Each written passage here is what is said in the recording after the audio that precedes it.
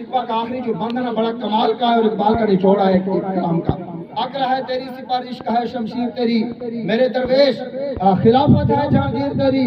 تو فرمایا کہ تو مسلمان ہو تو تقدیر ہے تقدیر تیری ماں سوا اللہ کے لیے آگ ہے تقدیر تیری کی محمد سے وفا تو نے تو ہم تیرے ہیں یہ جہاں چیز ہے کیا لوح قلم تیرے ہیں.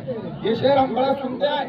اگر اس شعر کی گہرائی میں چلے جائیں معنویت کی طرف چلے جائیں تو اس میں بڑی معنویت ہے اور اس میں بہت کچھ ہے. اس میں فرمایا یہ کوئی عام بات نہیں ہے. فرمایا کی محمد سے وفات ہونے ایک بار اللہ تعالیٰ کی طرف سے جواب دے رہا ہے امت کو.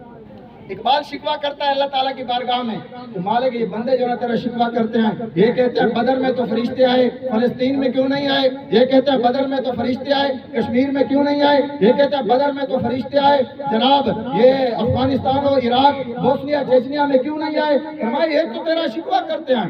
یہ کہتے ہیں کہ تیرے کعبے کو زمینوں سے بسایا ہم نے تیرے قرآن کو سینوں سے لگایا ہم نے نوح انسان کو غلامی سے چھڑایا ہم نے پھر بھی ہم سے گلا ہے کہ ہم وفادار نہیں.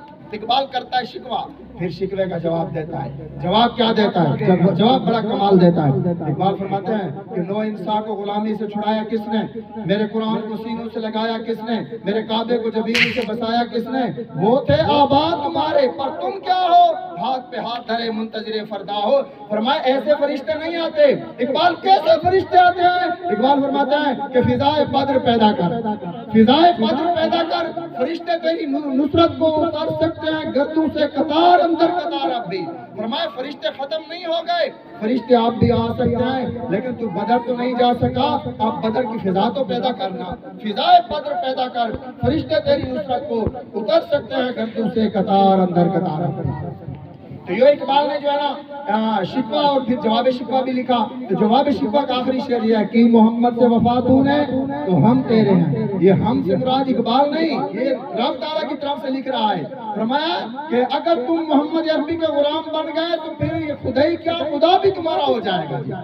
کہ محمد سے وفات ہونے تو ہم تیرے ہیں یہ جہاں چیز ہے کیا لوح قلم تیرے ہیں. مطلب کیا ہے؟ فرمایا اس جہان صرف اس جہان کی بات نہیں تختی بھی تمہارے ہاتھ میں ہوگی قلم بھی تمہارے ہاتھ میں ہوگا. تم جس لکھتے جاؤ گے اللہ اس کو تقدیر بناتا جائے گا.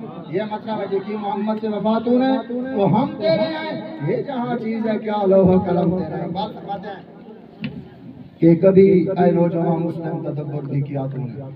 اب یہ فکری باتیں ہیں اقبال کی یہ ہمیں پڑھنا چاہیے. یہ امت اگر یہ قوم اقبال کو پڑھنا شروع کر دینا کوئی چیز بھی ہم نہ پڑھائیں صرف اقبال بھی اپنے بچوں کو پڑھا دینا تو یہ امت کھڑی ہو جائے گی. یہ بڑی خوددار امت ہے. اقبال فرماتے ہیں یہ پیغام دے گئی ہے مجھے بعد صبح گاہی کہ خودی کے عارفوں کا ہے مقام بادشاہی. فرمایا یہ بادشاہی کا جو مقام ہے نا یہ خوددار لوگوں کو ملتا ہے جو صبح اٹھ کر اللہ کی بارگاہ میں جھکتے ہیں. ایک سجدہ جسے تو گران سمجھتا ہے ہزار سجدے سے دیتا ہے آدمی کو نجات. اقبال فرماتا ہے تو یہ صبح کی نماز 2 رکعت نہیں پڑھتا نا ایک سجدہ رب کی بارگاہ میں نہیں کرتا. رب ہے وہ بڑا بے نیاز ہے.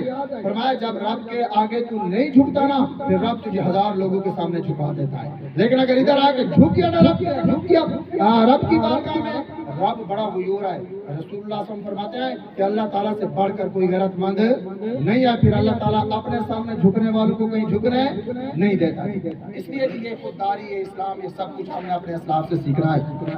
آخر پہ جی اختتام کرتے ہیں. لیکن اقبال نے ہماری جو تربیت کیا ہے نوجوانوں کی بڑی پیارے انداز میں کیا. فرمایا کبھی ہے نوجوان مسلم تدبر بھی کیا تو نے وہ کیا اگر تو جس کا ہے ایک ٹوٹا ہوا تارا.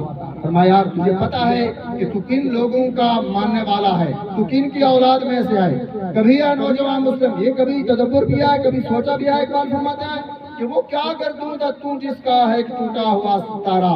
تجھے اس قوم نے پالا ہے آغوش محبت میں تو چل ڈالا تھا جس نے پاؤں میں تاج سر دارا. دارا جو ہے ایران کا بہت بڑا بادشاہ تھا. فرمایا کہ ہم ان لوگوں کے ماننے والے ہیں جنہوں نے دارا کا جو تاج ہے نا وہ پاؤں کی ٹھوکر پہ رکھ دیا تھا. لیکن رسول اللہ صلی اللہ علیہ وسلم کے جو غلام ہیں نا فرمایا وہ کبھی دنیا داری کے چکر میں نہیں پڑتے یا دنیا کی جناب اس کی خواہش میں نہیں ہوتے. ان کی خواہش جو ہے نا ان کا وطن جو ہے وہ جنت ہے وہ آخرت ہے. ہم یہاں عارضی ہیں.